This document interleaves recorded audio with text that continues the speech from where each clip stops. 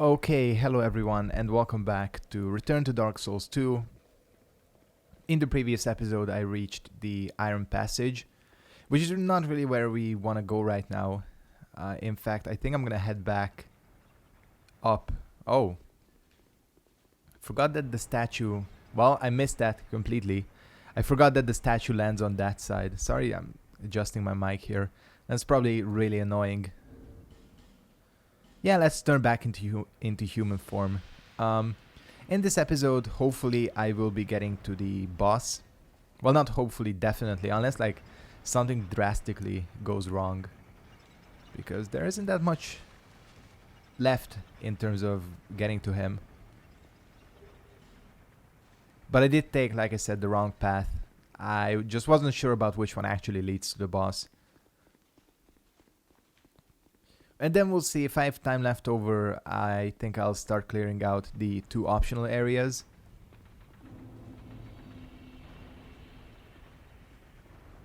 There it is. Now the Iron Passage I kind of hate. Both in terms of its gameplay and in terms of the boss, especially the boss. But the other one, I think it's called the Memory of the King. No, that's Memory of the King is the Vendrick one. Whatever it's called, the one where you fight Alon. That one I do like for the boss. I'm still not a huge fan of that area's gameplay, but with the NPC summons, it's actually pretty easy. Gonna have to get readjusted here. I have been playing quite a bit of Dark Souls 3. You know, I'm trying to work my character up to the right level to take on the DLC.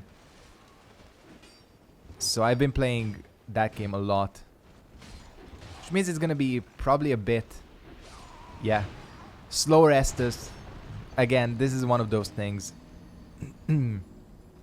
Once you get into that Dark Souls zone, you know, where you're used to the faster combat, and even there, you know, you saw that I had my shield up and I lost my stamina in like 2 hits. Well, if you have 100% shield in Dark Souls 3, you can block for quite a while. I'm stuck at this bonfire. That's actually pretty bad. And I pretty much wasted that humanity, but we'll survive. Whatever.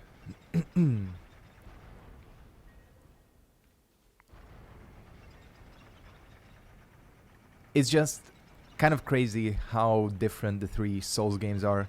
I would probably say that Dark Souls 1 and 3 are not that different.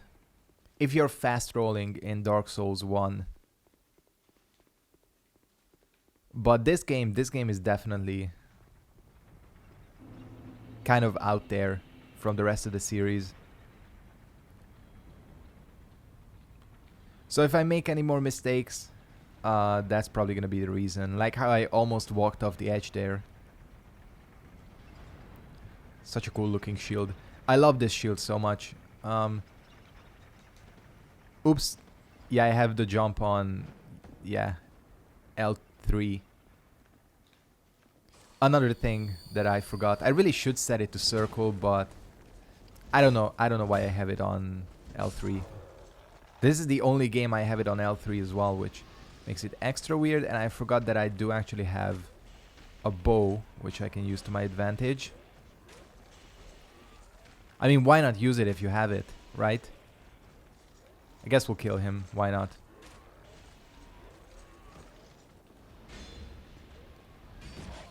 That was a backstab attempt, which didn't work out.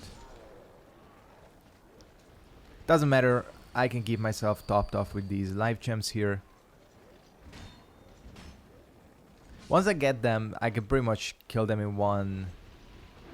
Well, not a combo, but kinda. Oh yeah, these guys do drop charcoal pine. Not that it matters, because I have the buff, which I, for some reason, never use. It's kind of my stupidity that I don't use this buff.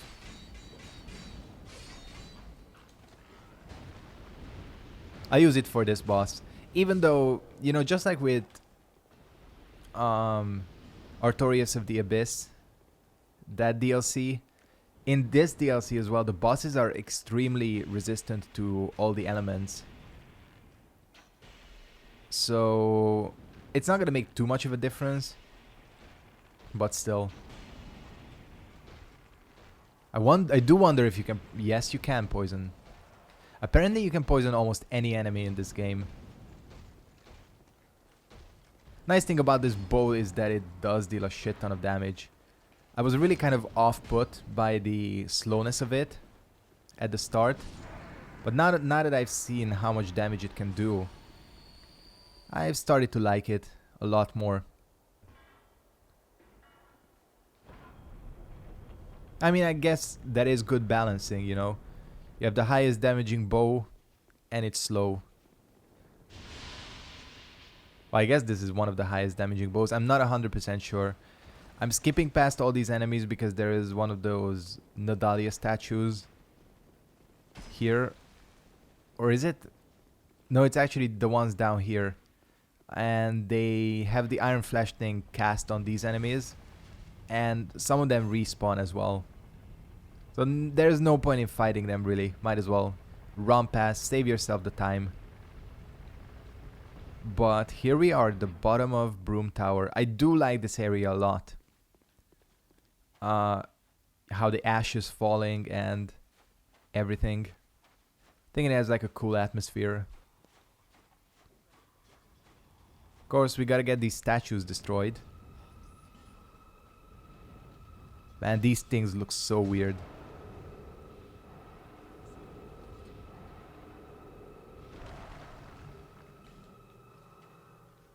Then that's the healing aura they project, like I talked about.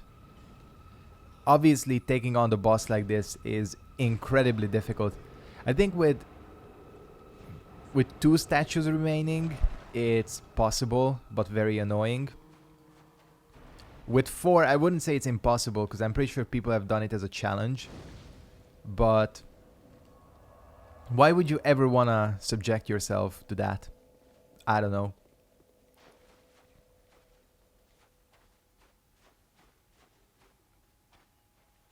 So let's take care of the 2 other ones. There are those like giant iron golems here. They climb out of the ash, but if you go along the side here, they usually don't spawn.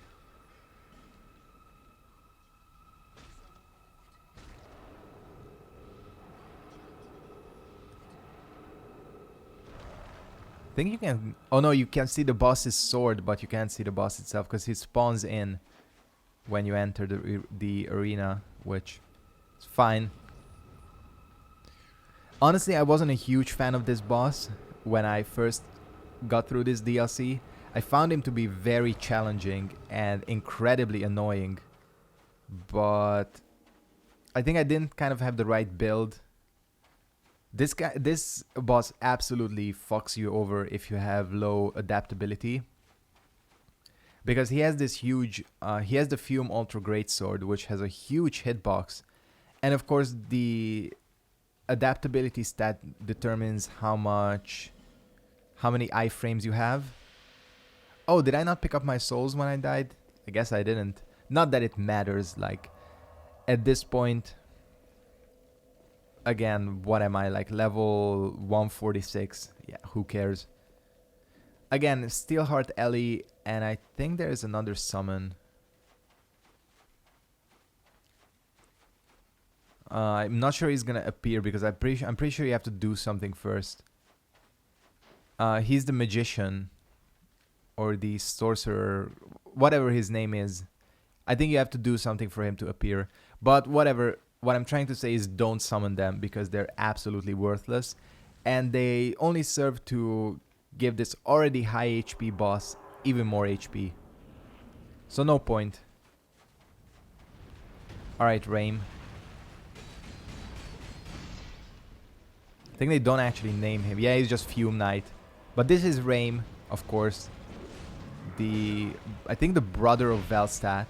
I'm not sure if that's confirmed or if that's just a rumor. I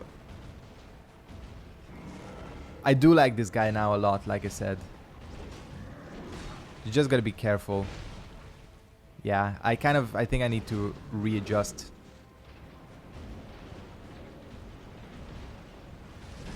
Oh man, the slow Estus is so annoying. Yeah, you pretty much have to wait for one of his big attacks before you can heal. Oh, okay, that's... I've kind of forgotten how slow this weapon is. How slow everything is in this game. Maybe two-handing would be a better option here. I'm not sure. If I die, I'll mess around with like strats. He's gonna... Oh, that's weird. He's already doing that. Yeah. I think I was in the explosion aura. That dealt a shit ton of damage, by the way. And that's when the boss starts getting pretty difficult when you move on to phase 2. He becomes very aggressive, and I think I can pretty much remove these two items. I'm gonna see if I have some like stamina increasing shield. Actually, it's not gonna help too much. I already have Chloranthi +1. No, we want rusted iron. Just top myself off. Yeah, there's no point in having a shield. I think even like Havels gets easily shield broken by this guy. Especially with the Ultra Great Sword. So, you know, you might as well lower your equipment load.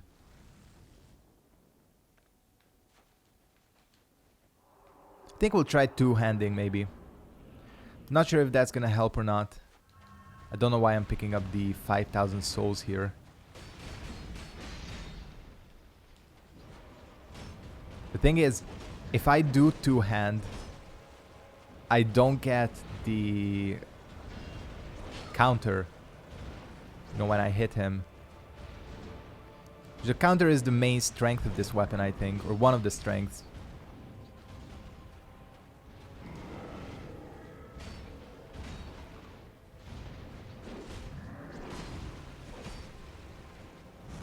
That's his main combo. 3 sword attacks, and sometimes he cuts it off early. But he always ends with the big swing. And I just realized I forgot to... I said I would pick up some Sublime Bone Dust in between. I forgot to do that. This is the thing about this boss. I feel like now that I've played Dark Souls 2, I feel like this guy would be much better suited for Dark Souls 3, I mean.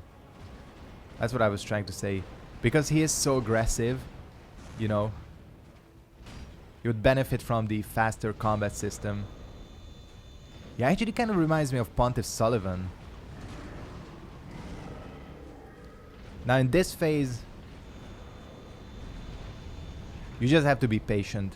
That's the main thing.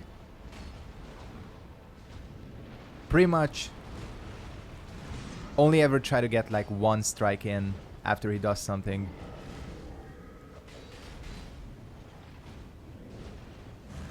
Because obviously, in this phase, he hurts.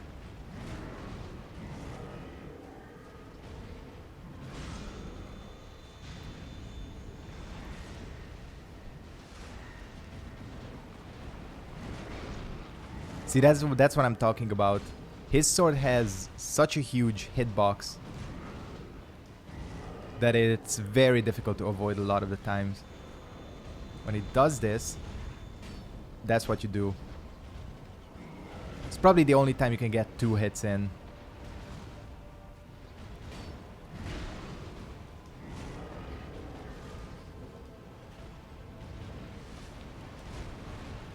I nearly screwed up my roll there, by the way.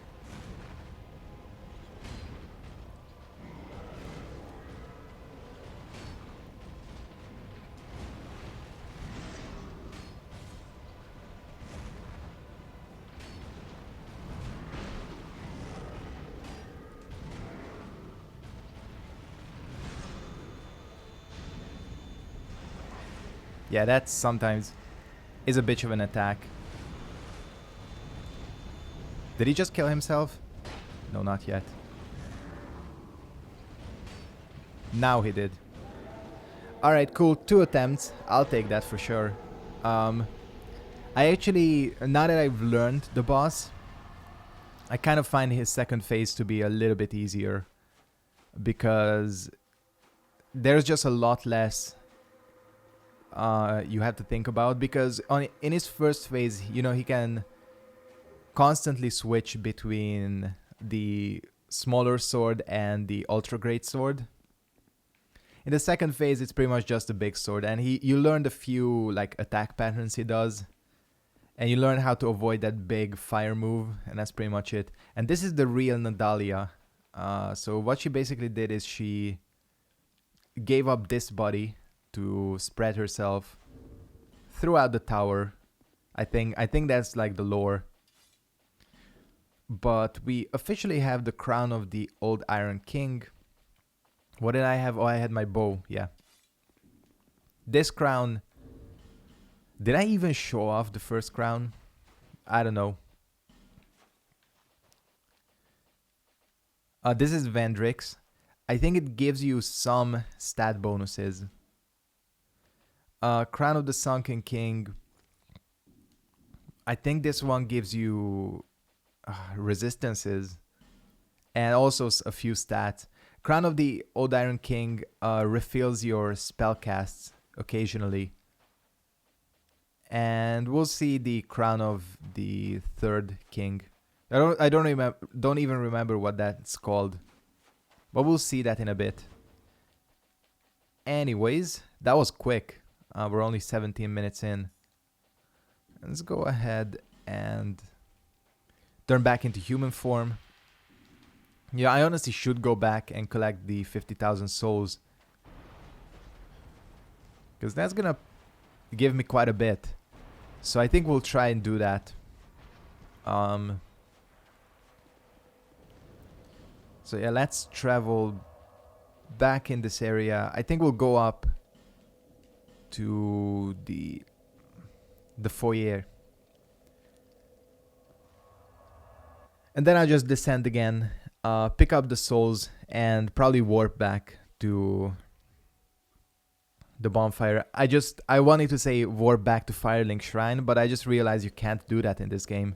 That's Dark Souls 3. Once again, as you can see, I'm in a Dark Souls 3 mode today, but I actually did okay with that boss. Again, he's actually, now that I think about it, pretty similar to Pontiff Sullivan.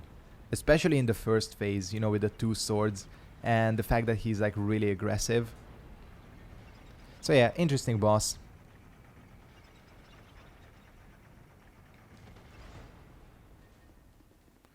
There's one other interesting boss in this DLC and one absolutely shitty one. So I guess I'll decide which one to tackle. It might be, I don't know, might be better to go for the shitty one, get it over with. If I missed my souls again, I'm gonna be so angry.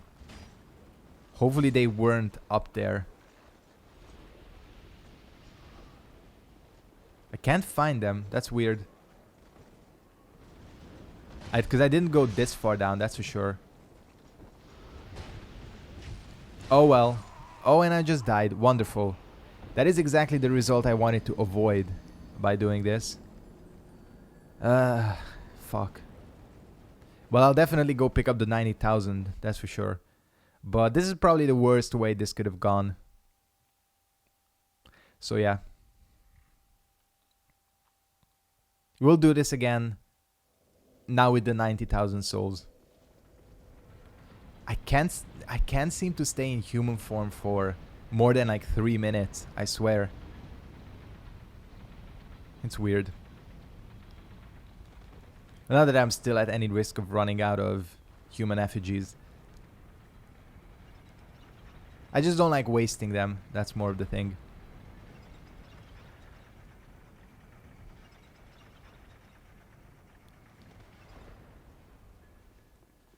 And I think Yeah, I think we'll do the Iron Passage, or try to do the Iron Passage, even though I hate that area. The thing about it is that you can clearly see that it was designed for multiplayer. However, the problem is that none of these multiplayer areas were ever that active, I think. At least I've tried getting summoned in those areas and I've never managed to do it. Even when like the game was more active, you know? And it's designed to pretty much be a giant gank. And they do give you NPCs, you know, if you're like offline or something. But they are so worthless that it's not really... Well, it's kind of worth summoning them, just like I did in the first of these areas, back in the Sunken King. But these ones, the ones in this DLC, are even worse. It's almost like I think someone did like some data mining for all the NPCs, you know, seeing their faces and what stats they have. And I'm pretty sure that the NPCs in this DLC don't actually have the stats to use their weapons. So basically they're using their weapons as if you didn't have the stats for them. And that means they deal pathetically low damage, like absolutely terrible damage. I guess they did that to balance it, but I don't know. You'll see when we get there why I hate that area. Can I even level up? Oh, I can get 2. Or was that 3? I didn't even notice. Again, we'll get to 45, and I think that's pretty much gonna be it. Which means I'm gonna have a ton of leftover souls. But I guess I could go on... Oh, did I buy out? Huh. Thought you had some more human effigies left. She doesn't sell any. Do I have this bow up to plus? Yeah, I do. +5. Alright, fine with me. Let's go then. Let's head to the Iron Passage.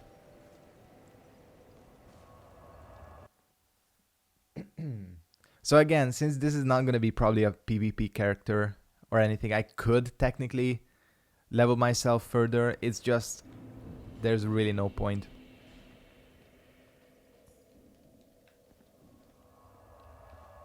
I rest there just to refill my HP, you know. Anyways, let's get going here.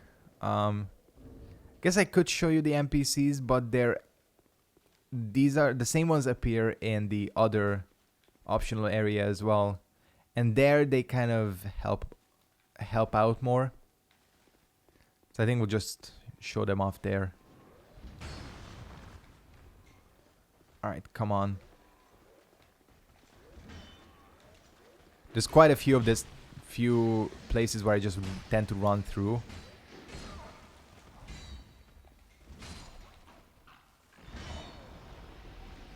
Yeah, it's like... Oh, fuck, there's a healer, yeah. I remember. And it also casts the... whatever that spell is that slows you. Damn. Here I am trying to fight enemies and I'm like dying here. Weird thing about this guy is that he's actually like a human character. He's not an enemy like those knights and that assassin up there and things, but he does actually respawn. Normally, you know, these humanoid enemies do not respawn, but that one does for some reason. Shit, I thought I would get a plunging.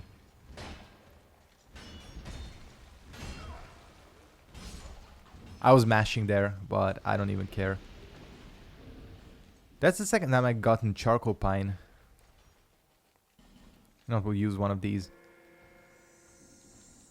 I do like that you get the little bottle animation as well. I think usually how I do this... What? Oh, now you fucker. You're gonna get backstabbed. Or ass stabbed, more like. Oh, shit. keep forgetting how quickly you run out of stamina in this game if you're using the shield. Alright, I think that's about all the enemies I kill here. The rest is just running through, if I remember correctly.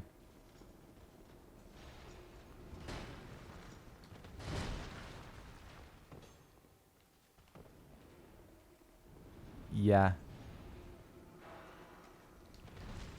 As you can tell, this area would be pretty damn annoying to clear out unless you're actually with like other players. And what do you get for all your effort?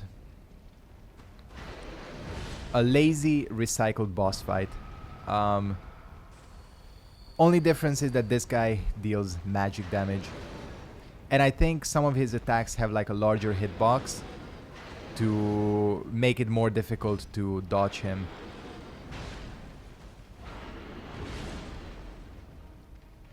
And that's about it.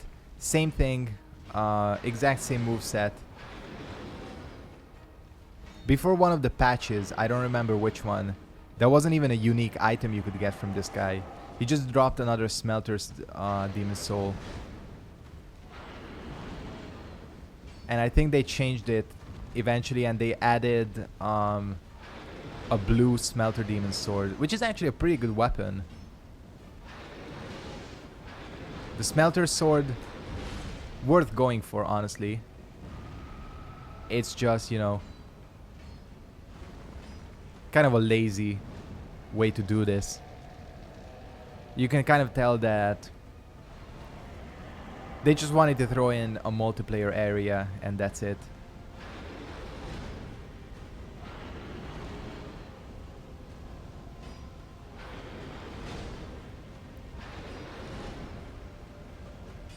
Oops. Yeah, the rolling attack of this weapon sucks. Fuck, I tried to dodge. This guy can kill you really quickly. A lot of the times, honestly, you're more likely to have good fire defense than magic defense.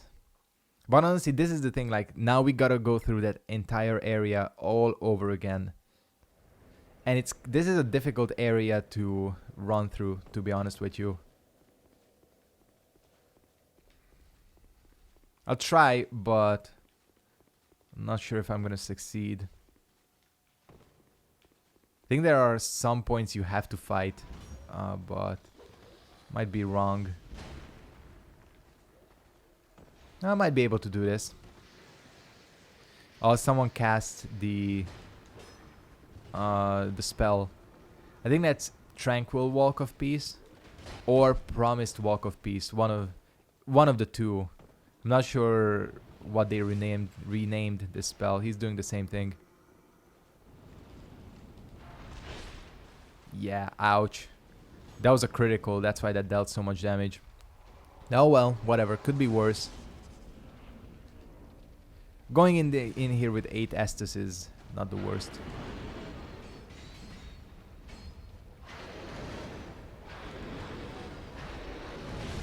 But yeah, I got wiped out in the previous fight. Pretty much like you saw, one mistake, especially in the third phase, is enough, basically. Oh, he's already on this shit. Oh, I forgot he does that. I think the fire one doesn't do this, if I remember correctly. That's one of the only new things that they added. Shit. Forgot how long it takes you to recover in this game.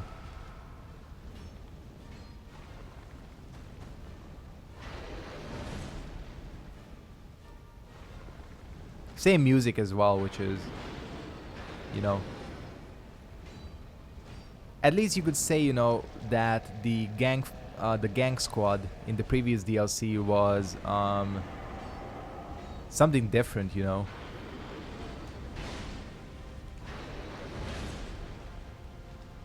At least there was like different music and everything to them.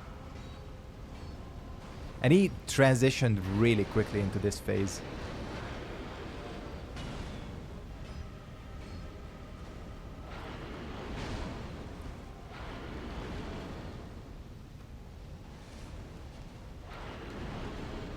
Normally it takes him more.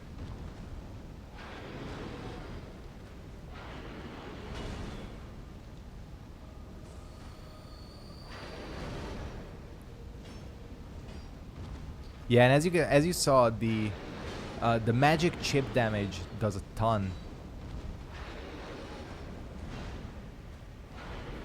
Because again, most of the times you're likely to have more fire defense than magic. Ouch. I'm kind of getting low on Estus here.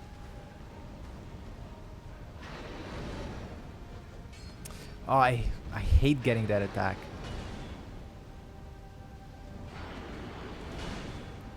But this attack is good because I can attack him. Yeah, please keep spamming that. Can't believe he did that like 3 times in a row. That was really weird.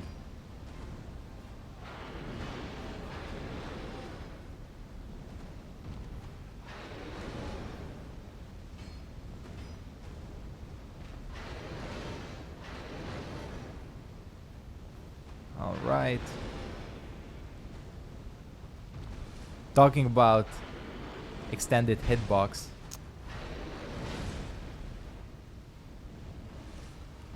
They just like, I think, very subtly changed the timing on some of his moves.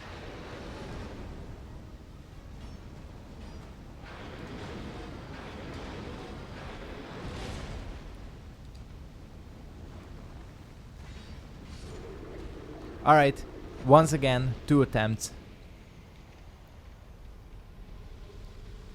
75,000 souls, but I think more importantly, there is something we get here, which is a little more worth it. Master ahead in short visions of sweeping attacks. We get the Pharos mask, which is essentially the mask of the father. So yeah, if you want to cosplay as Giant Dad, it is possible in this game. You just need to beat this boss. Again, I would say that's a lot more worth it than the actual stuff you get from the boss, unless you really want the blue smelter sword. But yeah, we are pretty much at the end of this episode. I want to thank you guys very much for watching. Hope you enjoyed this episode of Return to Dark Souls 2. We'll just rest here, and yeah, thanks for watching, and goodbye.